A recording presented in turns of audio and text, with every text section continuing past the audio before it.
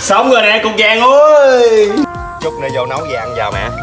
Một hồi nữa vô nó ăn chua với cái ngô kho mẹ ăn được không? Mẹ ở đây hái rau muống đi ha. Con qua anh kia còn hái bắp chuối gì đấy. Trời trời, cái bắp chuối quá đã luôn rồi. Cái thằng giật giật này nó hấp chuối đâu mà lâu dữ rồi trời. Nãy giờ con bẻ bắp chuối mà kêu nghe mẹ la sùm trong đây chơi vậy mẹ? Thằng này bữa nay có vấn đề ta. Tao có nói với mày đâu. Mày rửa xong cho sen. Cá chín canh sôi hết trơn rồi nè. Sống rồi nè con vàng ơi. Mày đi dọn chén đi. Để tao bỏ rau vô một cái.